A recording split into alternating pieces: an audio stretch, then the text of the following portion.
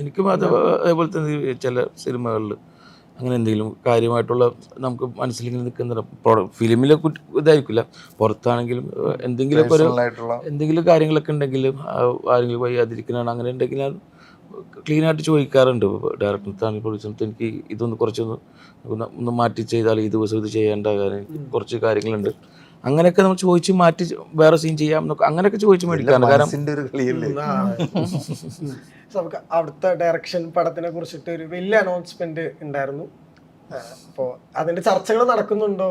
എങ്ങനെയാണ് അതിന്റെ ബാക്കി കാര്യങ്ങൾ നടക്കുന്നുണ്ട്. ഇപ്പോൾ തമിഴ് പടം കഴിഞ്ഞിട്ട് അതിലോട്ട് മൂവ് ആവാന്നുള്ള കാര്യത്തിലാണ് നടക്കുന്നത്. കാരണം വേറെ പടങ്ങളൊന്നും പതിയെ അങ്ങനെ ഒന്നും സൈൻ ചെയ്തിട്ടില്ല. അപ്പോൾ അടുത്തത് ഡയറക്ഷൻ എന്നുള്ള തീരുമാനത്തിൽ തന്നെയാണ്. എൻ്റെ കാര്യങ്ങൾ വഴിയെ വരും അടുത്ത് തന്നെ. കൂലിയുടെ കാര്യങ്ങളും നടക്കുന്നുണ്ട്. കൂലിയുടെ ഇപ്പോൾ കഴിയാറായി, ഒരു മാസം കൂടി ഉണ്ട്. ഇപ്പോൾ 6 months ആയി. ഇനി ഒരു മാസം കൂടി കൂലിയുടെ ഒരു മാസം കൂടി ഉണ്ട് ഷൂട്ട്. അത് ഏറ്റവും വലിയൊരു ഭാഗ്യമായിട്ട് കാണുന്നൊരു മൂവിയാണ്. കാരണം ഇത്ര വലിയ ഭയങ്കര നമ്മൾ കൊതിക്കുന്ന കുറേ നടന്മാരുടെയും നമ്മൾ ജീവിതത്തിൽ സ്വപ്നം പോലും കാണാത്ത കുറേ ആളുകളാണല്ലോ രജനി സാറിൻ്റെ കൂടെയൊക്കെ അഭിനയിക്കാൻ സ്ക്രീൻ ഇതാകും സമയം അവരുടെ കൂടെ വർക്ക് ചെയ്യുക എന്ന് പറയുന്നതൊക്കെ.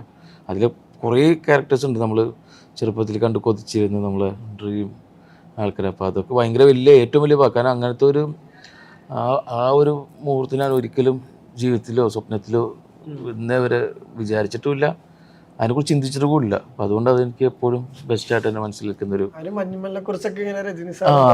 കണ്ടിട്ടുണ്ട്. രജനി സാറിനെ പോയി മീറ്റ് ചെയ്താണല്ലോ ഞങ്ങൾ എല്ലാവരും. മഞ്ഞുൽ ബോയ്സ് എന്തോ കറക്റ്റ് ടൈമായിരുന്നുണ്ട്, എല്ലാവരും കണ്ടിട്ടുണ്ട് വന്നിരിക്കുന്ന അതിലുള്ള എല്ലാവരും. കാരണം രജനി സാർ വരെ കണ്ടിട്ടുണ്ട്, ബാക്കിയുള്ള അതിൽ എല്ലാവരും കണ്ടിട്ടുണ്ട് പടം. അതിനെക്കുറിച്ചൊക്കെ ഭയങ്കര ഡീറ്റെയിൽ ആയിട്ടാണ് സംസാരിച്ചിരുന്നത് തന്നെ. അപ്പോൾ അത് തന്നെയാണെന്ന് തോന്നുന്നു എനിക്ക്. അവർ നമ്മളോടും കാണിക്കുന്ന ഒരു സ്നേഹം ഭയങ്കര കൂടുതലായിരുന്നു. മഞ്ഞുൽ ബോയ്സിന് ശേഷം ഇത് ചെയ്തുകൊണ്ട് നല്ലൊരു ഭയങ്കര രസമുള്ള ഒരു സ്നേഹമായിരുന്നു അവർക്ക്. അടുത്ത പരിപാടി റോമൻസ് 2 ആണോ? ഇല്ല, റോമൻസ് 2-ലോട്ടൊന്നും കിടക്കുന്നില്ല. ഏകദേശം അതേപോലത്തെ ഒരു ജോണറിൽ ഒരു സബ്ജക്റ്റ് സെറ്റാക്കി വെച്ചിട്ടുണ്ട്. വേറൊന്ന് പറയാണ്ടെന്നൊക്കെ പറഞ്ഞൊരു കഥയൊക്കെ ഉണ്ടല്ലോ. ഒരു കഥ ഉണ്ട്.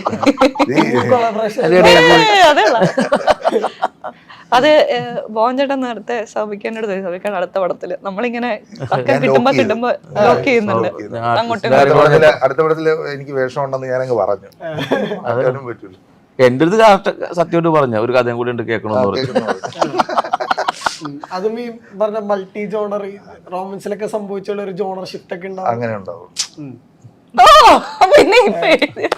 റോമൻസ് ഭയങ്കര, ഞാൻ ചെറുപ്പത്തിലെ റോമൻസ് കാണുമ്പോ ഭയങ്കര ചെറുപ്പത്തില്, അതായത് ബോഞ്ചേട്ടൻ വയസ്സെന്ന് ചെറുപ്പത്തില് ആദ്യമായിട്ട് കാണുമ്പോ ചെറുപ്പമാണ്. അപ്പൊ 12 വർഷം ചെറുപ്പത്തില് അപ്പൊ കിളി മാറിയ സിനിമയായിരുന്നു ലാസ്റ്റ് ലിസ്റ്റ്. അപ്പൊ എപ്പോഴും ഓർക്കും ബോബൻ സാമുവൽ ആ ഡയറക്ടർ ഒന്ന്.